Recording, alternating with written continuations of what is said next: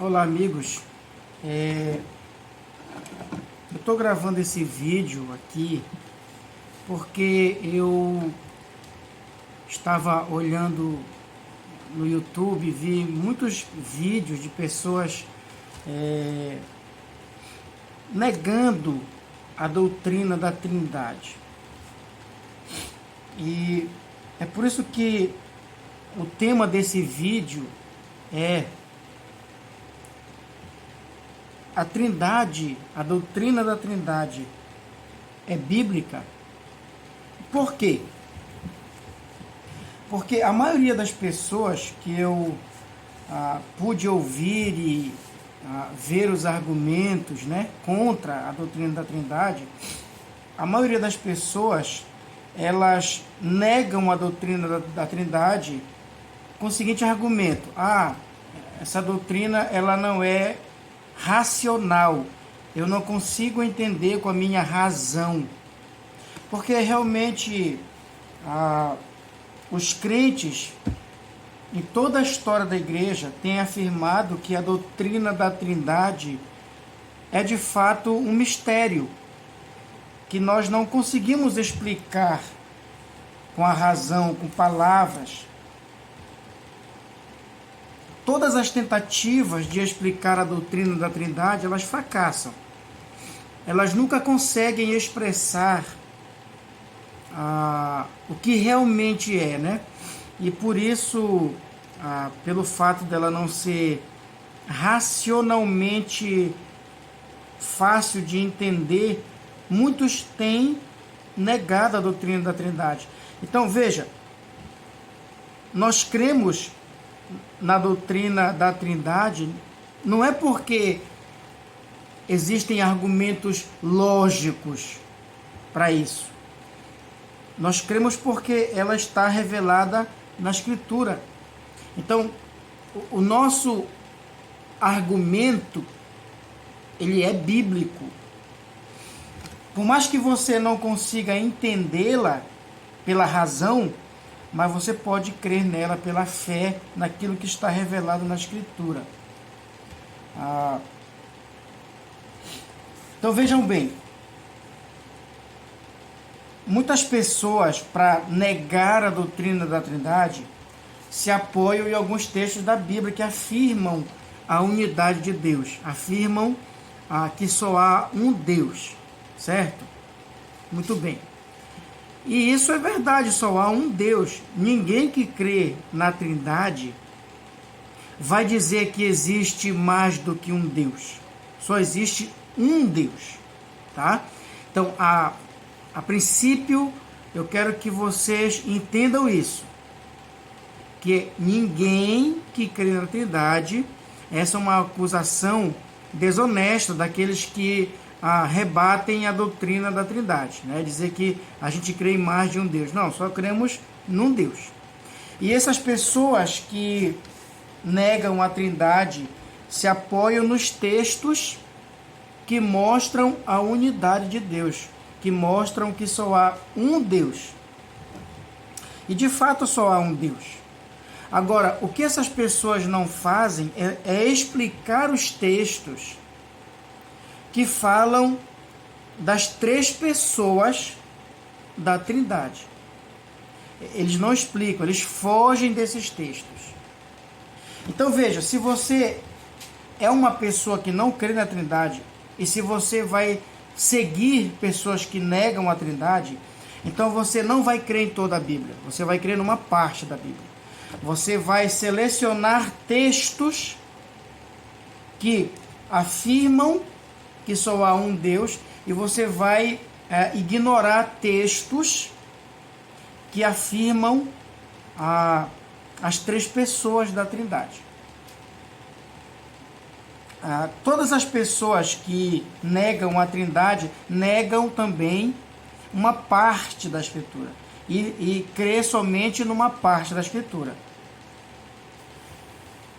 Ou seja, negar a doutrina da Trindade é negar a Escritura. Então, eu quero até lançar um desafio aqui para aqueles que negam a Trindade. Expliquem os textos que eu vou mostrar aqui.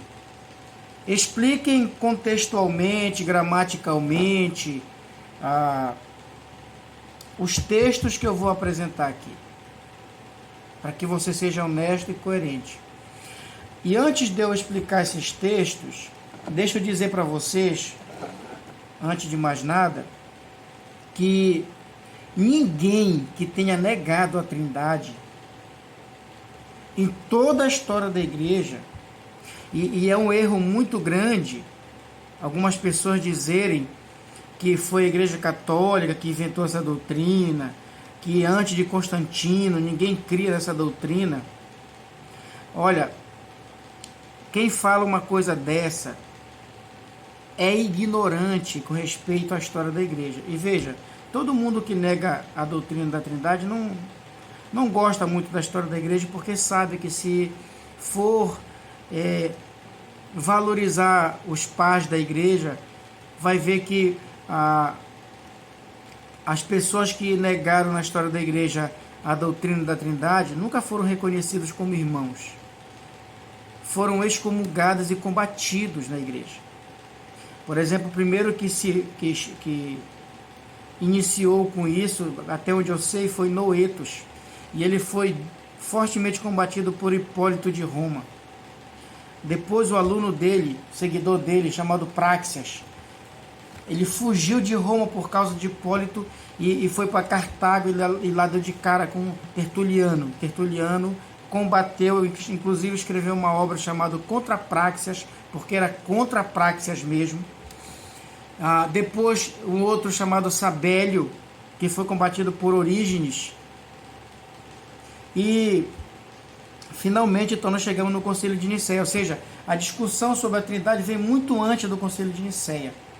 Tá? E no Concílio de Nicéia, um homem chamado Ário, que começou uma doutrina de novo que é muito parecida com a doutrina dos Testemunhos de Jeová hoje. Se você quer saber de onde surgem os Testemunhos de Jeová, eles são herdeiros da heresia de Ário, lá no quarto século, tá? 300 e poucos anos depois de Cristo. Mas essas pessoas, Noetos, Praxias, Sabélio e Ário, e todos os outros, nunca foram reconhecidos como irmãos. Nunca foram aceitos na igreja como sendo parte do povo de Deus. Então é bom que você saiba disso, tá? Ninguém que tenha negado a Trindade foi reconhecido como irmão em Cristo. Se você está me ouvindo hoje e você nega a doutrina da Trindade, você não é irmão, você não é crente. Porque a doutrina da Trindade é uma doutrina fundamental no cristianismo, em toda a sua história, desde o início. Tá? Então é bom que você saiba disso. Duas coisas que eu quero que você saiba hoje. Em primeiro lugar, se você nega a doutrina da Trindade, você não é crente. Você pode dizer assim, olha, eu não compreendo ela, eu não sei explicar. Tudo bem. Bem-vindo ao time. Reconheça que ela é um mistério. Mas se você nega, se você diz que não é bíblica, então você não é crente. Segundo lugar, você não pode dizer que você crê em toda a Escritura. Você só crê numa parte dela. Por exemplo, olha, eu vou começar. Eu não vou citar muitos textos por causa do vídeo para não ficar muito longo, mas veja, vou citar alguns textos aqui. Gênesis capítulo 1, versículo 1, para te não ir muito longe, né? Veja. No princípio criou Deus os céus e a terra. Amados, qualquer estudante de hebraico, eu não sou especialista em hebraico, mas qualquer especialista em hebraico vai dizer que o verbo criou Deus no hebraico, vai dizer que existe uma anormalidade na gramática hebraica aqui nesse versículo 1 de Gênesis 1. No princípio criou Deus os céus e a terra. Por que existe uma anormalidade na gramática hebraica aqui? Porque o verbo não concorda com o sujeito. A palavra Deus aqui está no plural. Tá? E o verbo que antecede o sujeito aqui, criou, está no singular. Então, nós temos um problema aqui. Deveria ser, no princípio, criaram deuses. Porque, literalmente, aqui é deuses. Elohim, deuses. Então, deveria ser, no princípio, criaram deuses, ou no princípio, criou Deus, no singular. Mas aqui no hebraico está no plural. Vejam bem. Se eu não posso provar a Trindade aqui, se o texto não quer dizer criou como sendo um e deuses como sendo três, no sentido de pessoas, né? Já que a revelação é progressiva, se eu não posso provar a Trindade aqui, eu acredito que nenhuma teoria pode ser provada aqui. Há possibilidades, mas não provado. E se qualquer teoria pode ser aceita aqui, a Trindade pode também ser aceita. Sem falar que o versículo 2 já vem falar do Espírito Santo atuando na criação, né? E aí tem um monte de outros textos. Você quer ver uma coisa também que os que negam a Trindade não conseguem explicar? É um personagem que aparece muito no Antigo Testamento, tá? E que deixa de aparecer quando Cristo vem ao mundo, quando o Verbo se encarna. Esse personagem é o anjo do Senhor. O anjo do Senhor. Você já viu esse personagem?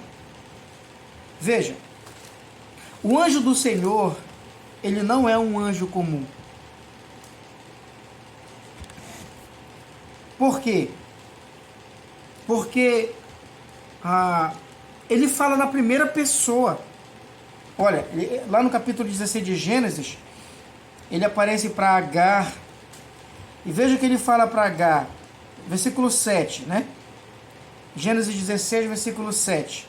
Tendo achado o anjo do Senhor, observe, a palavra anjo do Senhor, anjo está com A maiúsculo e Senhor está em caixa alta, toda maiúscula.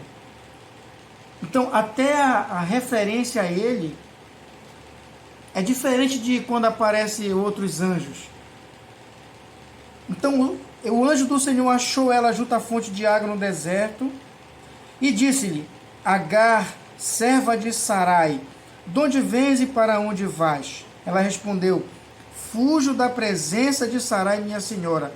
Então lhe disse o anjo do Senhor. Veja, eu quero que você preste atenção nessa expressão, anjo do Senhor. Não é anjo, é anjo do Senhor. Humilha-te sob as mãos da tua senhora.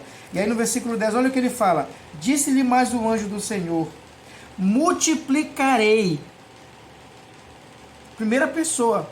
Multiplicarei sobremodo a tua descendência. Por que ele fala multiplicarei? Ele tem o poder de fazer isso? Você viu em algum lugar na Escritura um anjo comum falar assim desse jeito, na primeira pessoa? Você já viu algum profeta no Antigo Testamento falar assim na primeira pessoa: eu farei isso, eu farei aquilo? Você já viu isso acontecer? Nenhum anjo fala desse jeito. Eu farei isso, multiplicarei. Essa é uma prerrogativa de Deus. Se eu disser que isso aqui é um anjo comum, que ele não é uma divindade, então Deus não é o único que fala na primeira pessoa na Bíblia. Existem anjos que falam na primeira pessoa. Eu não vi outros anjos falarem, só o anjo do Senhor. Mas Deus não é o único então, porque o anjo do Senhor fala na primeira pessoa. Agora veja bem, lá no capítulo 18 de Gênesis, 2 capítulos depois do 16, né? O texto diz, olha o versículo 1 como diz assim: apareceu o Senhor a Abraão nos carvalhais de Manri, quando ele estava assentado à entrada da tenda, no maior calor do dia. Veja que o versículo 1 diz que quem apareceu a Abraão foi o Senhor. Foi o Senhor.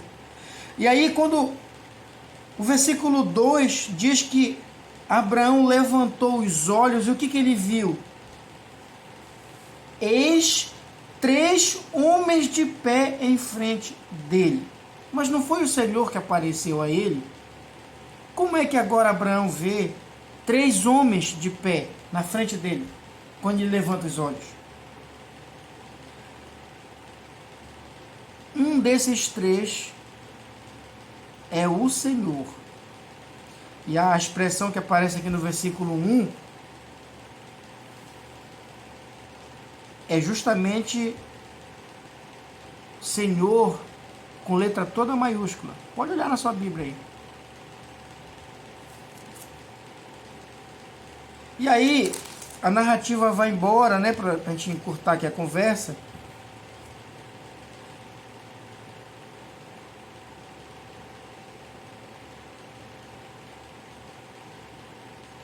E veja que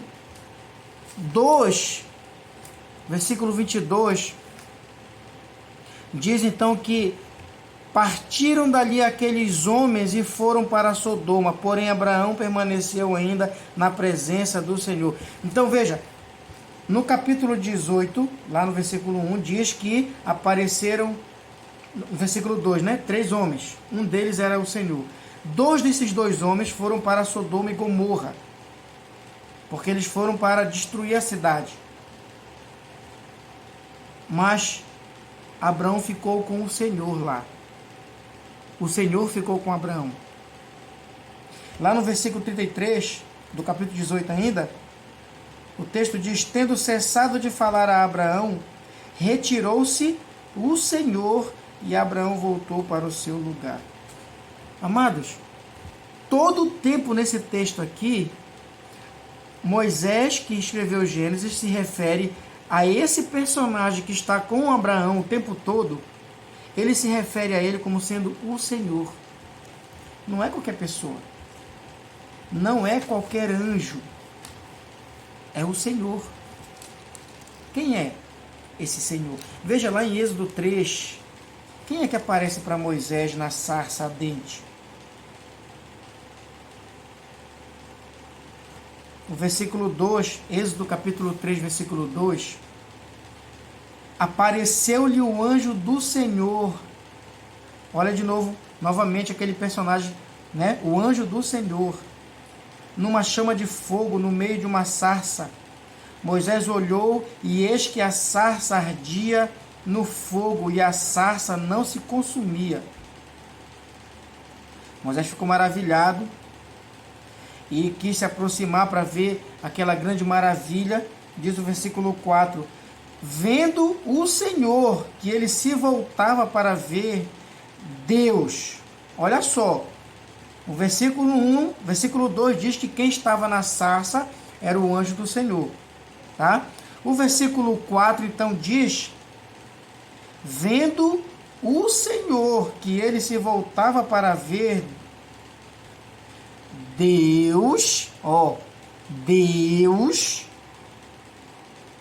do meio da sarça o chamou e disse: Moisés, Moisés. Ele respondeu: eis-me aqui. E aí então segue, né? Versículo 6 diz: eu sou o que sou, eu sou o Deus de teu pai, o Deus de Abraão. Quem era que estava na sarça? O texto diz que era o anjo do Senhor e depois diz que era Deus. Deus.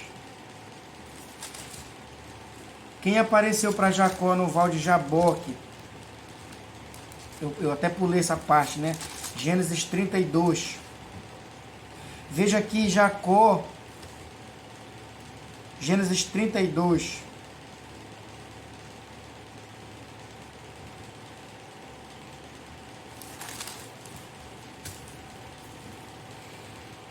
diz que lutava, no versículo 24, Gênesis 32, 24, diz que lutava com Jacó um homem. E aqui a tradução tá correta. Tem um rapaz aí falando que a João Ferreira de Almeida atualizada está cheia de erros. A tradução aqui está correta. No hebraico, realmente a palavra que aparece aqui é homem. A Jerusalém parece que traduz como anjo, mas não era um anjo. Era um homem. A palavra hebraica que aparece lá é ish, que é homem no hebraico. Não é anjo. É homem. Lutava com ele um homem. E aí no final, no versículo 30, olha o que Jacó diz: vi a Deus face a face e a minha vida foi salva. Vi a Deus face a face e a minha vida foi salva. Jacó diz que quem ele viu ali foi Deus. Mas o texto diz que quem lutou com ele foi um homem. Quem é na Bíblia que nós sabemos que é Deus, plenamente Deus, e ao mesmo tempo homem, plenamente homem? Quem é? Veja, por causa dessas referências aqui, tem um monte de referência dessa, um monte. Aquela normalidade do hebraico que nós vimos lá no Gênesis 1:1, tá cheio na Bíblia, tá cheio. Por causa desses textos, a única conclusão que muitos estudiosos, não são todos, mas muitos chegam, é que o anjo do Senhor é Cristo pré-encarnado. Quem apareceu para Moisés? Cristo. Ele é Deus. Quem apareceu para Jacó? Cristo. Todas as referências do anjo do Senhor é Cristo. Todas. De acordo com muitos estudiosos. Ou então a gente tem que explicar esses textos, né? Porque ele se apresenta como sendo Deus. Ele fala na primeira pessoa. E a narrativa o tempo todo está se referindo a ele como sendo Deus. Ou a narrativa está errada, ou ele é Deus.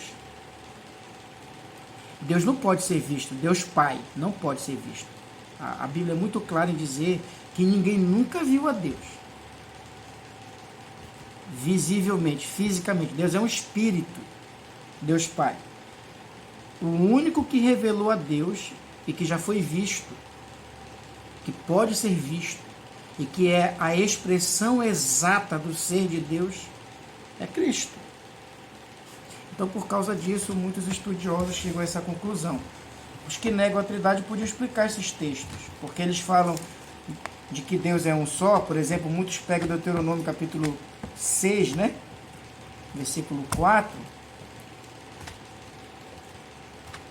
Deuteronômio 6:4. Deuteronômio 6:4 diz: ouve, ó Israel, o Senhor nosso Deus é o único Senhor. E aí os que negam a Trindade gostam desse versículo, né? Olha, tá vendo só? O texto diz que o Senhor nosso Deus é o único Senhor. É verdade, ele é o único mesmo. Agora, dê uma olhada na gramática hebraica aqui. Veja, eu não sou especialista em hebraico. Mas os especialistas em hebraico dizem que a palavra hebraica para único aqui é Ehad. Ehad. Letra E, H-A-D mudo. Ehad. Tá? Único. São duas palavras no hebraico, de acordo com os especialistas, para único, para um. Ehad e Iahid. Né? Desculpa eu estar falando essas palavras. Eu quero falar essa palavra para você entender o que está escrito aqui. A unidade, quando se refere a Deus, a unidade ela não é unitária, ela é composta. O que eu quero dizer com unitário e o que eu quero dizer com composto, né? Vamos supor, isso aqui é uma coisa unitária, um pendrive. Isso aqui é um. Mas quando eu me refiro a Deus como sendo um, eu posso... Isso aqui é um também. Aí você diz assim, mas são dois. Veja, só para você entender. Observe, essa mesma palavra hebraica que aparece aqui, ó, em Deuteronômio 6,4, o Senhor nosso Deus é único, Echad, no hebraico. Essa mesma palavra aparece aqui em Gênesis 2,24, né? Talvez você não sabia dessa. Mas, ó, por isso, deixa o homem pai e mãe e se une à sua mulher, tornando-se os dois uma só carne. Ó, uma só carne também é Echad. Adão e Eva eram únicos. Eles eram um só. Mas eu pergunto para vocês, quantas pessoas tem nessa unidade aí? Só uma pessoa? Não, né? São duas pessoas, Adão e Eva, mas eles eram um. É isso que eu quero lhe dizer. Isso aqui é uma unidade composta. Veja, a mesma palavra aparece em Êxodo, capítulo 26, versículo 6 e versículo 11. Ó, Moisés está dizendo: farás 50 colchetes de ouro, com os quais prenderás as cortinas uma à outra, e o tabernáculo passará a ser um todo. Aqui Moisés está dizendo que eles tinham que prender. Veja, o tabernáculo era formado por várias cortinas. Várias cortinas. E ele está mandando então prender essas cortinas com uma espécie de... Tem aquele negócio de prender roupa no varal, alguma coisa desse tipo. Juntar as cortinas para que o tabernáculo se torne um só. Echad. De novo, a mesma palavra hebraica que aparece lá em Deuteronômio 6,4, né? No versículo 11, de novo aparece a mesma palavra, mostrando que Moisés queria que o tabernáculo se tornasse um todo, um só, por meio da junção, uma unidade composta, né? Uma junção de todas as cortinas com os colchetes. Então, a unidade de Deus é uma unidade composta, não é uma unidade unitária, é composta de 3 pessoas, tá? E só há um Deus.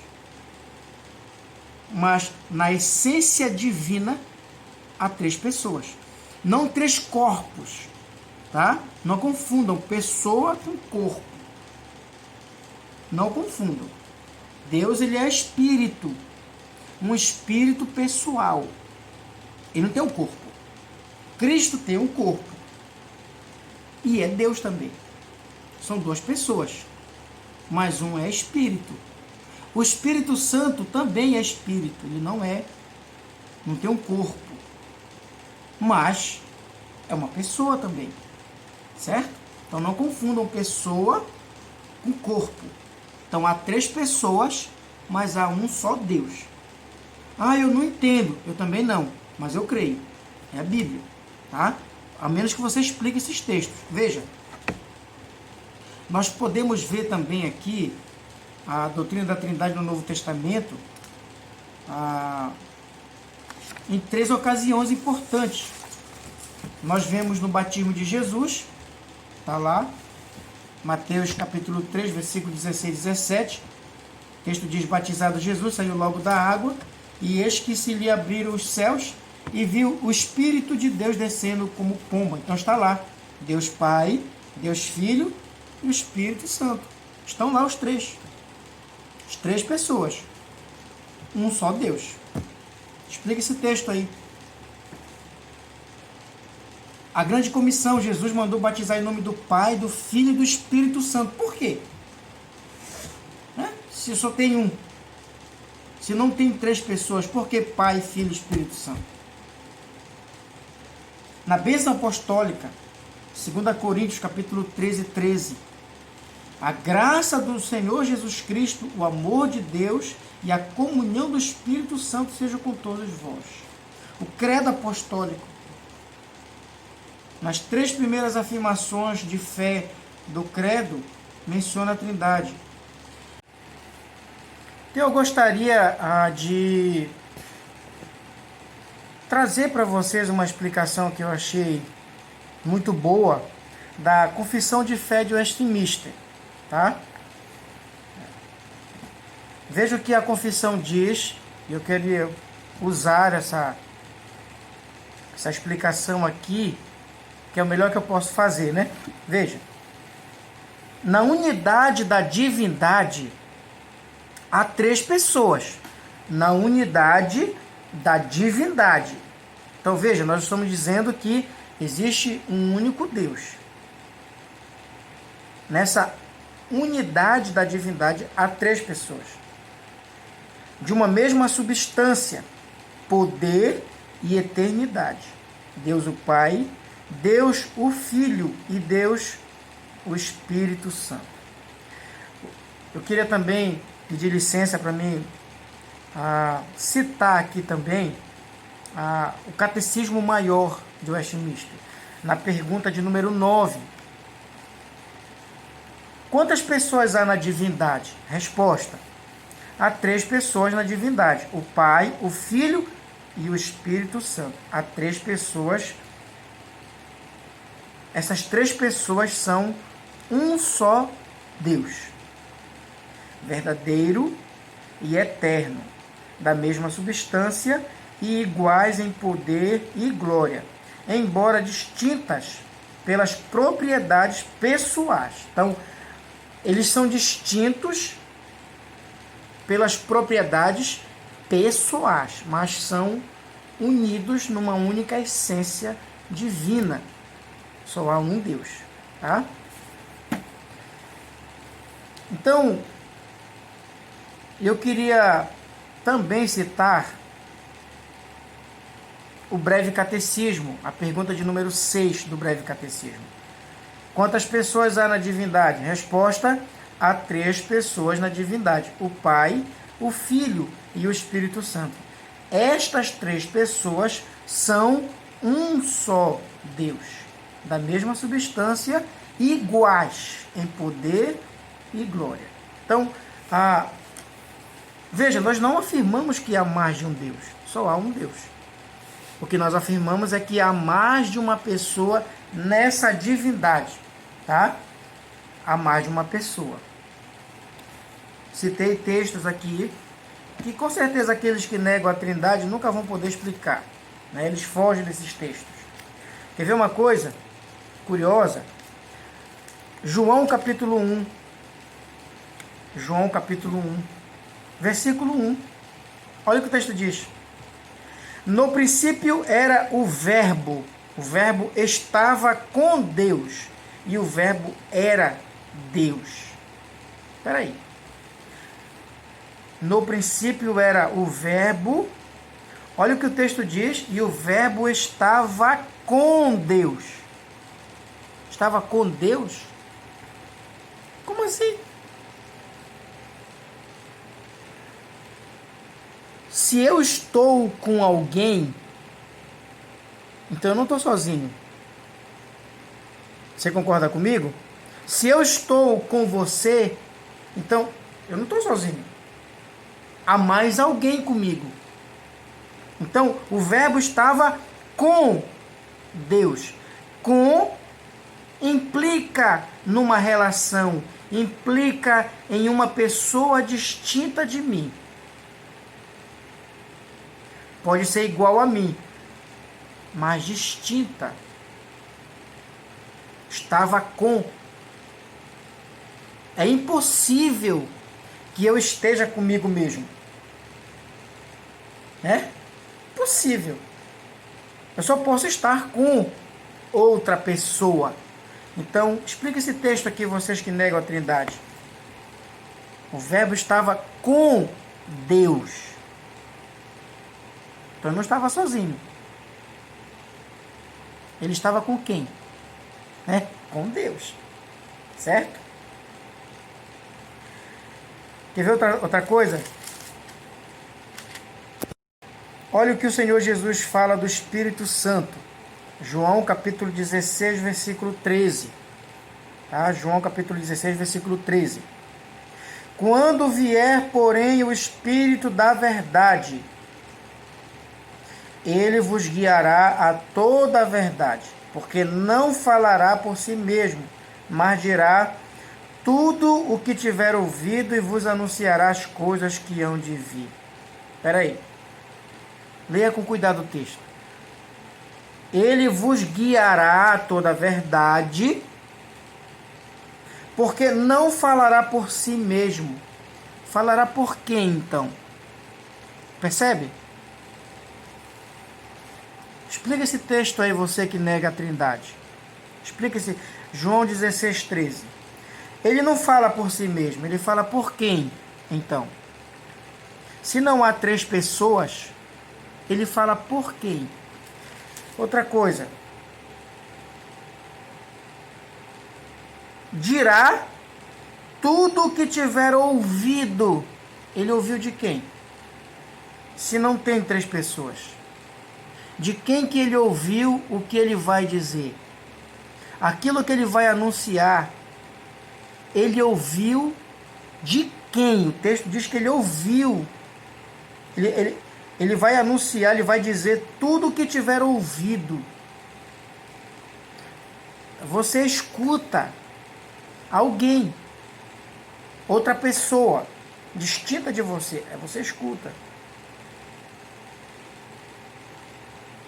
E o Espírito Santo ouviu alguma coisa de alguém, quem? E não falará por si mesmo, falará por quem? Entende? Como nós vamos negar a Trindade diante desses textos? E tem muitos outros textos, muitos outros. Eu estou citando esses aqui para tentar encurtar o vídeo que já está muito longo, mas são muitos outros textos, sabe? Como você vai negar a Trindade diante disso aí? Explica esses textos aí. E eu nem citei, por exemplo, os textos que mostram Jesus orando. Ele estava orando para quem? Se não tem três pessoas. Para quem que ele estava orando? Ele era esquizofrênico? Porque ele estava falando para quem? Orando a quem? Quem é o Pai a quem ele se refere? Eu entendo as pessoas que dizem, eu não consigo aceitar porque dizem que é um mistério, que eu quero entender pela razão. Meus queridos, nós estamos cercados de mistério. Você consegue explicar a vida? A sua origem? Você consegue explicar a vida? Você não entende a vida? E aí, você vai negar que a vida é real? Você consegue explicar a dor? Qual a origem da dor? O que é a dor? Estamos cercados de mistérios. Você diz assim, mas a Trindade é uma coisa estranha para o ser humano. Não é, não. Sabe, Deus é tão sábio que ele encheu esse mundo daquilo que ele é. Quer ver uma coisa? Música. Temos harmonia, esqueci as outras palavras, né? Eu vou tentar outro. Espaço, profundidade, largura, comprimento. 3 em 1. Se você falar de largura, você está falando de quê? De espaço. Se você falar de comprimento, você está falando de quê? Espaço. Se você falar de profundidade, você está falando de quê? De espaço. 3 em 1. Tempo. Presente, passado, futuro. O que o futuro é? Tempo. Né? O que o presente é? Tempo. De qualquer um que você falar, você está falando de tempo. A música eu vou ficar devendo, né? Eu esqueci. Porque a harmonia esqueci. Mas é música. Aqueles que estiverem me ouvindo e que entenderem de música podem explicar melhor, né? É música, é 3 em 1. Tá cheio disso no nosso redor. Deus fez isso para colocar a sua impressão em tudo aquilo que Ele criou. Então, veja, não dá para você negar a Trindade. Você pode até dizer que você não entende, que está acima da sua razão. De fato, a Bíblia está cheia de mistérios. Por exemplo, Deus é totalmente soberano. O ser humano é responsável. Explica isso. Não dá. Alguns negam a soberania de Deus para enfatizar a responsabilidade humana. Outros negam a responsabilidade humana para enfatizar a soberania de Deus. Não precisamos. Deus ele é totalmente soberano, o ser humano é responsável. Você não entende? Eu também não. E eu creio. Não posso negar um e excluir o outro. Entende? Quer ver uma coisa? Eu estava estudando esses dias Apocalipse 19. Olha o que eu achei. Apocalipse 19. Apocalipse 19, versículo 12. Diz que Jesus tem um nome escrito que ninguém conhece, senão Ele mesmo. Que nome é esse? Apocalipse 19, 12. Ele tem um nome escrito na cabeça que ninguém conhece. Só Ele mesmo. E aí? Que nome é esse? Você é cheio de possibilidades. Agora, provar que realmente esse é o nome, ninguém consegue. É um mistério. A Bíblia está cheia de mistério. A Bíblia está cheia de paradoxos. Não são coisas que se excluem. Entende? Paradoxo. Jesus falou que bem-aventurados são os que choram. Estranho, né? Deveriam ser bem-aventurados os que sorriem. Mas Jesus falou que bem-aventurados são os que choram, né? O maior é o menor. Isso é um paradoxo, né? Não é contraditório, é um paradoxo. O maior é o menor. Os valores no reino são invertidos dos valores do mundo. É isso, é um paradoxo. Toda a verdade bíblica, ela é paradoxal. E a Bíblia está cheia disso. Se você for negar tudo aquilo que for paradoxal, tudo aquilo que parecer estranho à razão, se você for negar tudo isso, Jesus ele é plenamente Deus, plenamente homem.